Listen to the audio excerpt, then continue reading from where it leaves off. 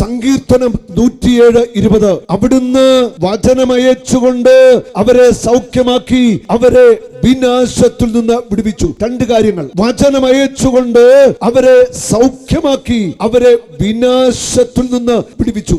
ദൈവത്തിന്റെ വചനമാണ് നിങ്ങൾക്ക് സൗഖ്യം നൽകുന്നത്. ഇരുതല വാളിനേക്കാൾ മൂർച്ചയേറിയ ദൈവത്തിന്റെ വചനം നിങ്ങളുടെ ആത്മാവിലും മനസ്സിലും സന്ധിബന്ധങ്ങളിലും മജ്ജയിലും മാംസത്തിലും തുളഞ്ഞു കയറും. ഈ ഇരുതലവാളായ ദൈവത്തിന്റെ വചനമാണ് സൗഖ്യം നൽകുന്നത്. ഈ വചനമാണ് വിനാശത്തിൽ നിന്ന്, തകർച്ചയിൽ നിന്ന്, പരാജയങ്ങളിൽ നിന്ന്, രോഗങ്ങളിൽ നിന്ന്, പൈശാചിക ബന്ധനങ്ങളിൽ നിന്ന് നിന്നെ വിടുവിക്കുന്നത്. ദൈവത്തിന്റെ ഇരുതലവാളായ വചനമാണ്.